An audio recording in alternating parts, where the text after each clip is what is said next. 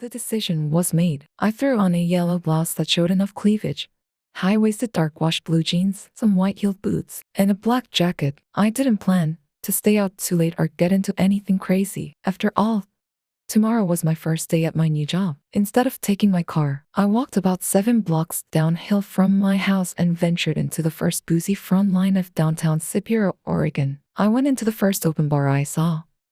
It was named the Speakeasy. The top-level street entrance led downstairs into this snazzy underground bar that had basement music, vigor, light chatter, and the sweet tunes of an artist on stage created the perfect ambience to relax me. All I needed was a stiff drink to take the edge of the day off. The woman on stage had such a soft melodic voice that somehow carried throughout the entire bar. She was blessed with the voice of an angel. I instantly gravitated toward a table near her. I needed to be close to her. I could not help but smile and tap my foot along with the music. I believe her stage name was Genesis. I overheard people murmuring about her. The lead singer and the band performed several cover songs from groups like The Internet and Soccer Mommy. "Excuse me, miss," said this leggy, edgy woman dressed in all black. She was thin and stood around 5'10". She had blue highlights slicked back in her bun. Her pale skin and low blue eyes illuminated in the dim lighting. Her cheekbones and chin were sharp and angled like a diamond. She was handsome. "Those men at the bar bought this drink for you." I soon realized she was a waitress when she showed me the drink on her tray. It looked like a Negroni with an orange twist. I had sat down for what felt like 5 seconds, and already someone had their eyes on me, plotting. There is no one definitive type of creep who plays the "can I buy you one drink?" at a bar game. It depended on the type of bar, the location, and the clientele. The kind of men that would buy you a drink at a bar are usually the ones that are looking to score with you. I had always tried to be careful with these guys because they are usually not the best of people. I had almost slept with a married man for Pete's sake. I met him at a bar too. One free drink too many. These 2 men were behind me sitting at the bar that was toward the right of me. I spotted 2 pitchers of IPA near their half-emptied cups. One man had brown shaggy hair and the other had his blonde hair neatly cut. They both had on graphic t-shirts, jeans and sneakers. They looked my way with wide grins and large white teeth. "If you don't mind, can you tell them?" I said.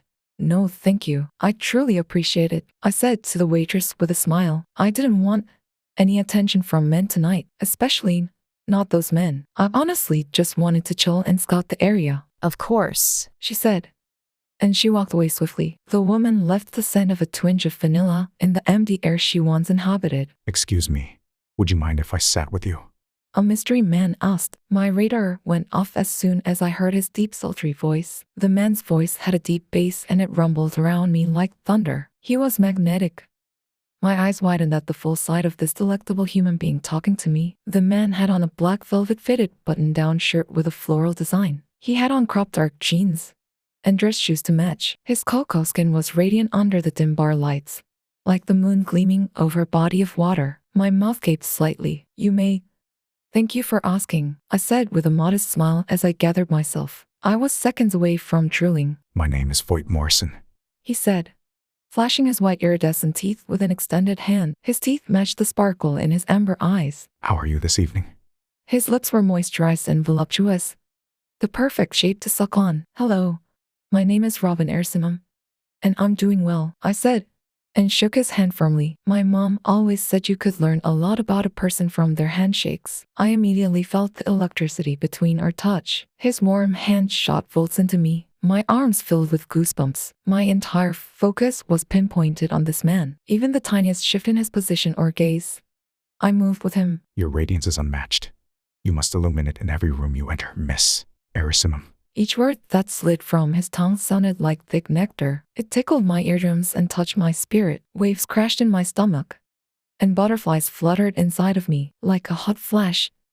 I felt my body start to heat up from the tips of my toes to the temples of my head. My vagina moistened and expanded with the possibility of taking him for a ride. I took a sip of water to compose myself. But he smelled so fucking good. It practically melted me. Hints of mahogany, citrus, and chocolate mint wafted toward me and seduced my taste buds. My mouth watered. I could barely focus on the conversation at hand. I wanted to stay in this intimate bubble we created. I could breathe in his scent for ages. and it would still be my favorite smell. You can call me Robin, and thank you. That was extremely sweet to say, I said, as I shot him a smoldering glance and shifted my gaze toward the musicians on stage. I did not want to give too much away. My infatuation increased by the second. This man was an interesting specimen, a rarity. I wanted to know every inch of him. I have 1 cucumber blue and 1 lavender gin sour. The server with the blue streaks said, holding a tray with 2 vibrant cocktails. Thank you. Voight said to the young waitress. He slipped a $50 bill onto her tray as she turned to walk away. You do not have to drink any of it if you don't want to, Robin. No pressure. I'm simply happy you let me sit with you. Voight said, smiling at me. I offered him a slight smile back. What's in my drink? I asked as I grabbed the lavender-tinted cocktail. That's the lavender gin sour. So it has impressed 1908 gin, lime juice, house-made lavender syrup, and aquafaba. This drink was beautiful. It was garnished with organic lavender petals on the side of the glass and edible feelers on a bed of foam. It was such a fun purple drink. Mum, this one is quite tasty, I said honestly, as I took another sip. What's in yours? I had a lucky guess that you'd like that one. I'm glad you do. This cocktail is my favorite. Less is more sometimes. The cucumber blue also has impressed 1908 gin. Like yours, sparkling water, fresh cucumber, mint, and basil. He took a bite out of his cucumber garnish, and I watched him chew every bite.